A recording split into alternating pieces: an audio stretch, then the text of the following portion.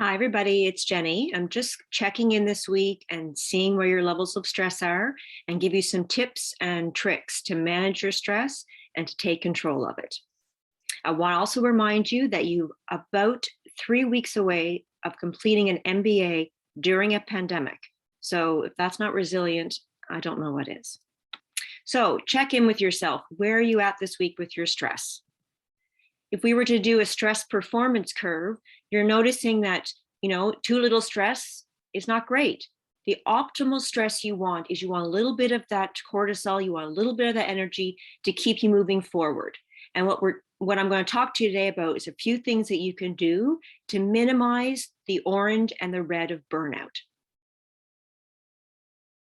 So we're going to focus on the optimal stress. There's many impacts of stress, your body, emotions, behaviors, and mind.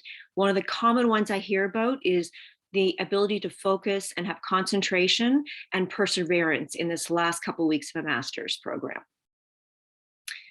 Usually when we're getting into the orange and red zones, it's really, really important that we watch our thoughts because our thoughts affect our feelings affect our actions, and our actions once again affect our thoughts. And it becomes a very cyclical thing. So when we start to get stressed, I want you just to be aware of your thoughts, and your words have enormous power.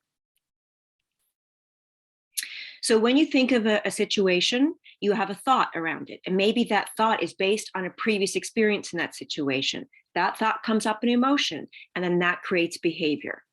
So if you're talking about testing and going into your last deliverables, maybe your thought is, I'm scared, I might fail. Then that creates a panic. You start to get a little bit more, your heart starts racing, you feeling a little bit more insecure. And then that can come out, as your mind not operating at full capacity. And when we get down that really thought of stress, what happens is our left brain goes offline a little bit because our emotional brain is working in overdrive. And so that's what happens. It's very normal, and that's what's happening in your body.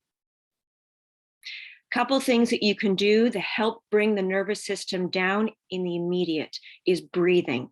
There's a really good breathing technique called 4-7-8. You breathe in for 4, you hold for 7, and you exhale for 8. You do this 10 times, and it reminds your nervous system who's in charge. The other thing is to disrupt those negative thoughts. Notice them when you're in a situation. If a thought comes up that's not necessarily in your best interest, notice it, and then bring in some logic and turn it around. This takes time and practice, but you can start by even just noticing when those thoughts creep up. Sleep and take breaks. You're probably going into a couple of weeks where there may be a few all-nighters, there may be quite a few things that you need to do. And so taking breaks seems out of the question, but it actually can provide your brain with what it needs to be able to have the perseverance to do all the things that you have to do. Spending time in nature is also really important. Get out to Lawrencetown, look at the surfers, go for a walk in Point Pleasant, go for a walk around your neighborhood.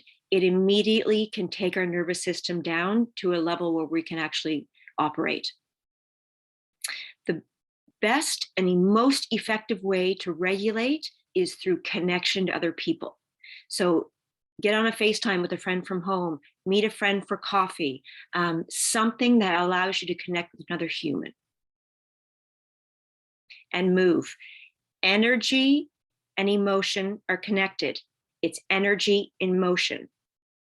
That's what emotion stands for. And what you need to do is get rid of that energy that's building up in your body. Go for a run, do some yoga. There's a rage room here in Halifax, and you can go smash some stuff. It's a great way to lose that energy and to keep you back on track.